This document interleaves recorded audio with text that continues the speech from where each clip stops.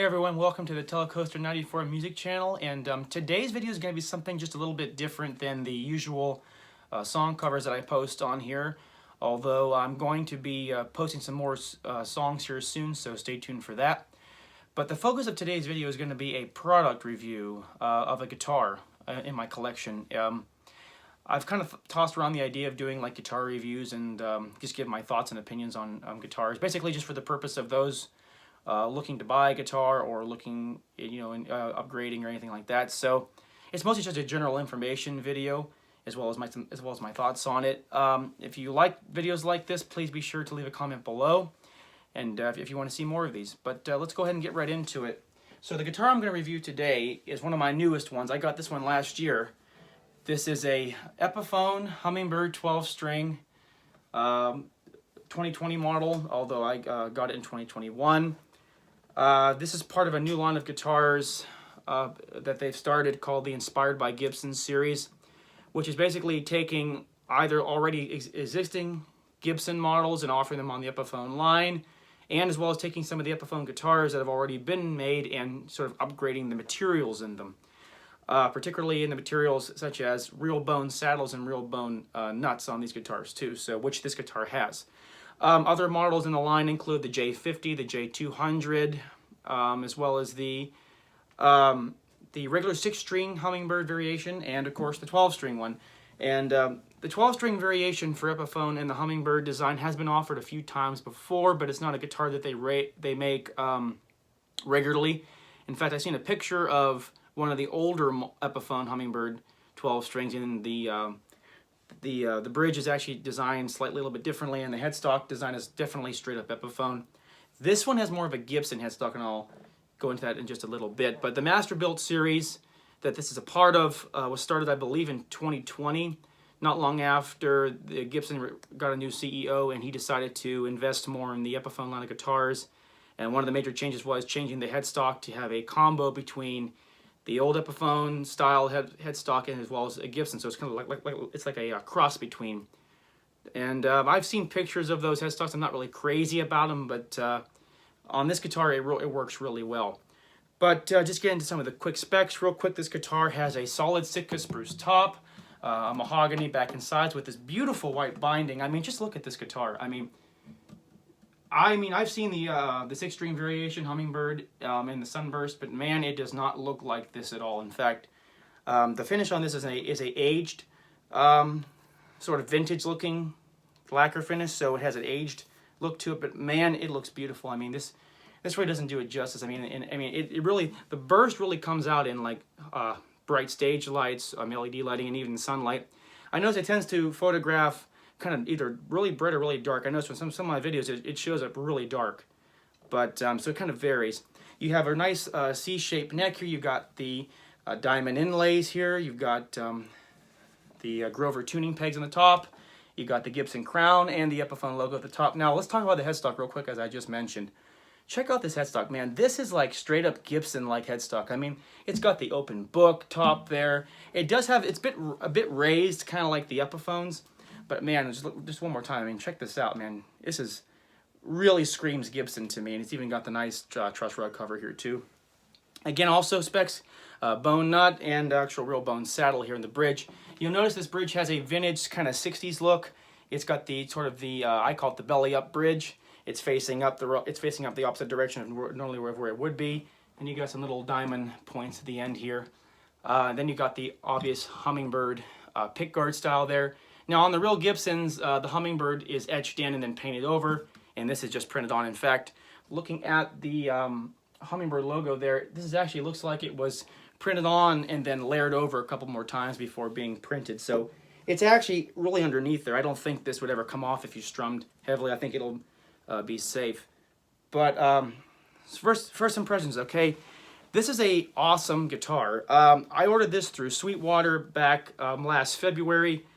And at the time, due to the pandemic and everything, this guitar, it took a while to get here. It took till about late March before I got it, because they were trying to get stuff shipped over from Japan, which is where this came from. So there's some kind of issues with getting it overseas and everything in customs. But when this guitar came, it came really well packaged. It didn't come with a case or anything. It came packaged in a nice box, and Sweetwater did an excellent job. And it came with a neck pretty straight, which is a plus in my book as far as 12-string guitars are concerned. It came strung with Gibson strings, but I changed them to Elixirs. I prefer the Elixir light gauge coated strings that were acoustic, and pretty much all my electric guitars I prefer Elixir. It's got a more rich sound, but this guitar is just straight off the bat, it's a beautiful instrument. It's even got the, I'll show you the back here real quick too, it's got the flat neck here, and also got a strap button here too, very Gibson-y here. I think they call it a dovetail neck, I believe. But you got the strap buttons here on each end, and to top it off here, you can see this is your input jack. This is an acoustic electric 12-string, which is a real plus if you're a gigging musician.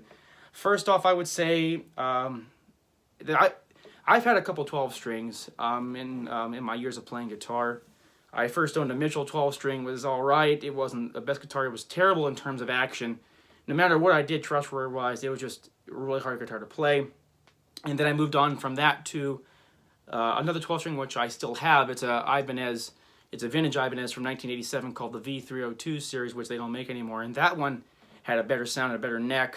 And I liked that one a lot, but until I got this.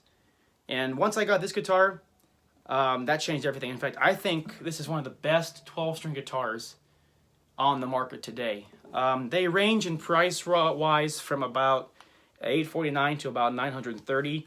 When I got it, it was about $849. They're about $920 to $945 now, so it changes. I noticed they're more in stock now than they were, because a few months after I bought this, I noticed they were out of stock on Sweetwater and pretty much anywhere else for a long time. But let's go ahead and get into the sound of it. Just check this out.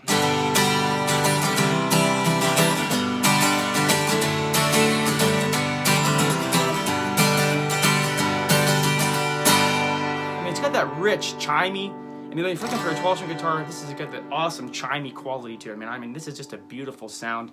And the action, too, bar chords with this guitar, not a problem.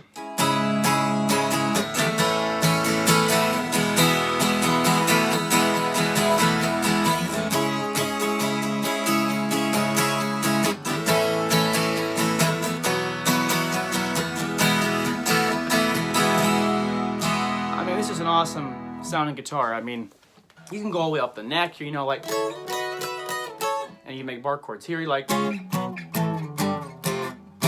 I mean, like, compared to the Ibanez guitar, this one is just really incredible. I think maybe it's because of the C-shaped neck, I'm not sure. It's a very fat neck, and in fact, it feels like a Gibson neck. And compared to the Ibanez that I own, the Ibanez actually has a V-shaped neck. In fact, right on the bottom of the base of the Ibanez neck, it's got like this pointed V shape, and it's kind of a little something to get used to. In fact, when I was used to that, when switching to this, it just felt different, but man, this felt better. Right out of the box, it did need a slight truss rod adjustment, and once I got that done, it was perfect, and it's been a wonderful guitar. The pickups in this are a Fishman sonotone, so this is pretty much the same setup you would find in a Martin Rhodes series guitar or even their X series. It's a Fishman sonotone with just a typical basic volume and tone controls. Nothing to really say much more there about it. I'm not going to plug it in or anything, but just from my experiences of using it at my church a couple of times, it's with everything turned all the way up, it's very bassy, coming through, especially through house speakers. So if you're going to perform with this guitar, you might want to roll back the treble knob just a little bit because it's very bassy for strumming, which is fine, but it tends to, I noticed in the system I was using, it would tend to overpower things a little bit. But plugging in here at home with a simple amplifier, it's really good. In fact, it almost doesn't even need to be plugged in. It's that loud, and I noticed in the videos I've made with this guitar here on my channel. And if you want to hear some really good examples of it, just check out some of my recent covers of some Gordon Lightfoot material. You'll hear the sound of this guitar. A couple videos I do have it plugged in just to give it a bit more richness with, because I use a reverb and a delay for my acoustic guitar recordings. But this one, it almost doesn't even need to be plugged in. In fact, when I have recorded with it recently for the YouTube videos I've made, I actually have the volume control rolled back a little just because I felt like sometimes it was overpowering my vocals on here. Other than that, this is a solid guitar.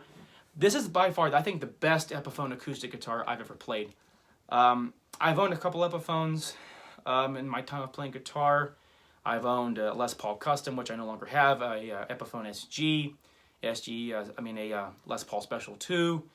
But I've never owned any of their acoustics, and those guitars were okay, but they were never really that great. And I've played a couple of the 6-string version of the Hummingbirds in a couple different music stores. They looked really good, but play-wise, they kind of felt dead to me. This is just my opinion. For 6-string guitars, I love Martins. I prefer Martin guitars. 12-string guitars, I've always been a fan of the Gibson B45s. In fact, honestly, this guitar does. If you look at it real close, it kind of reminds you of a Gibson B45 a little bit, don't you think? What really kind of got me was how this is definitely one of like the old B45s they had in the 60s. I mean, this is just a. Being a Gordon Lightfoot fan that I am, sidetrack here for 1 second, I always liked his B45 12-string, but those things are very rare to find, especially with the pin bridge configuration. And if you do find one, they're either the trapeze style tailpiece, or if you do find a pin bridge one, they're either extremely expensive, like we're talking like $3,000 worth, or they're in really bad shape. And in fact, I've only played one B45 in my life, and it was missing like 10 frets from here down. It was missing like 10 frets, and it was an okay guitar. And but I saw this, and I know that I saw this online. I was actually searching for a Gibson B45. I thought I could try to find one affordable, and then I realized I couldn't do it financially speaking. And then I saw Epiphone guitars, and I started thinking about well, if I could find a vintage 60s equivalent of the Epiphone and see what they ran. And a picture of this randomly popped up on Google Images, and I clicked on it. And if I had not even been looking for the B45s, I never would have found this. I didn't even know these existed. I wasn't even aware that Epiphone was doing something like this. But when I found out about it, I kind of bought this on a whim from Sweetwater. I only saw a couple reviews that they posted, as well as one other guy here on YouTube last year. There's really nothing bad about this guitar. I mean, my gosh, it sounds like a Gibson. It plays like a Gibson. Playing Lightfoot songs on this guitar, it's a really close to the B45. I'd say this is one of the highest quality Epiphone acoustics I've ever seen. And I'm not really a fan of their electrics anymore, but when it comes to acoustics, this is great. I'd say this comes pretty close to even the Masterbuilt line that Epiphone has had for years. One more thing I want to talk to you about in this review is capos. This 12-string guitar, I had one problem with it when it came to capos. I play capoed music. I like the singer-songwriter, folk music stuff, and the thing about it is that it didn't take well to capos. I bought a Shub 12-string capo, which worked great on my Ibanez guitar. In fact, it was the best capo I thought would work. I bought one for this, and it did not. I don't know if it's the C-shaped neck or whatever, but it did not provide enough pressure. The strings buzzed, and it was terrible. And I tried a few other different capos, nothing worked. I had an old Planet Waves capo that was laying around, and that one with the old screw type, and that worked pretty well. But just the other day, I just bought this one by Dunlop. This is a Dunlop pivot capo with a back piece, that pivots to your neck. And this is actually the better capo, and I'll play some examples on this guitar capoed up because, why not?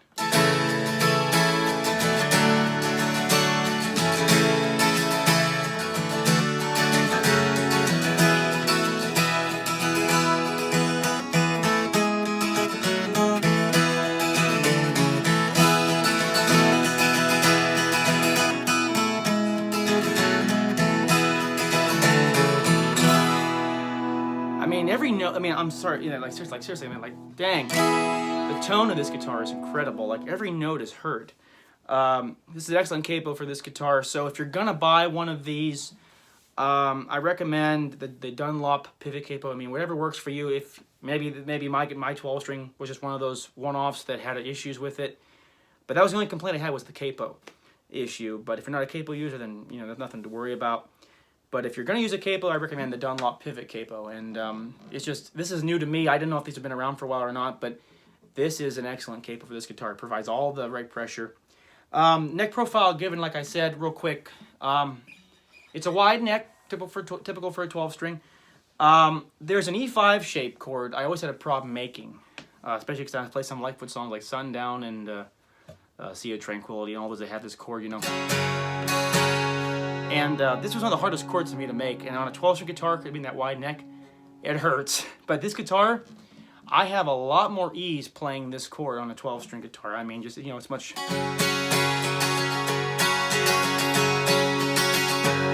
I mean, it's just so much easier to play.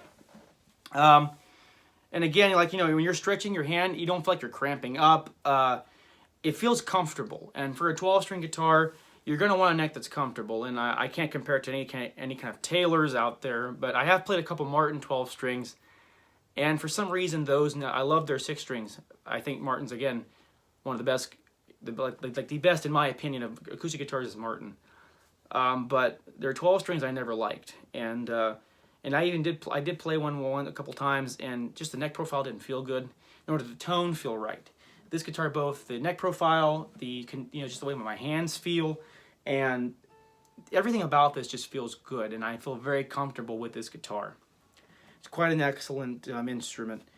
So if you're going to get this, again, you can go to Sweetwater. Guitar Center carries these. I believe Sam Ash does.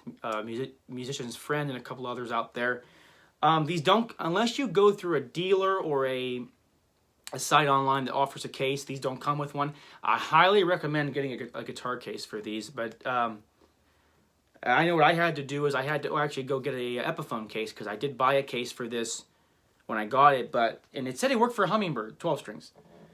The neck, but it didn't, because I tried to fit in the case. The headstock was so long, it overshot the backing of the case, and it wouldn't close. So the Epiphone cases that they make are perfect for this guitar, and so I had to go to luckily one of the music stores that are right by where I live had one, so I was able to get one relatively quickly. But so yeah, these don't come with cases unless they're offered. So I would highly recommend getting a case. Again, with the quality of these guitars, you've got the bone nut and the bone saddle. Again, just real quick. It has a lot to do with this sound. In fact, this is probably one of the richest sounding guitars I've ever heard, and playability is second to none. Even for finger picking, I know some of the Ibanez I have a hard time finger picking. This one's not so bad, you know.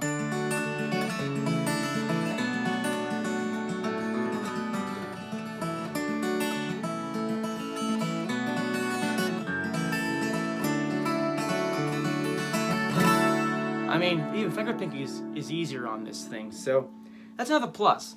An excellent guitar. I would say I give this guitar about 10 out of 10. This is just me. I can't find any complaints. And if you're a gigging musician, if you're a working musician, and you want a good 12-string and you don't want to break the bank, because Taylors are really high up there, Martins are also really high up there for 12-string guitars, I highly recommend the Epiphone inspired by Gibson Hummingbird 12-string. This is just, I love this guitar, and I don't think I'm ever gonna, I don't ever see myself parting with it. I mean, this is an amazing, beautiful guitar. Well, I hope you enjoyed this video. I hope it was helpful to you out there who possibly interested in this guitar, or just wanted to learn more about it, and looking to buy or anything like that. If you all want to see any more videos like this again, just please be sure to like, comment, and subscribe below. And we'll see you next time with another cover. Peace out.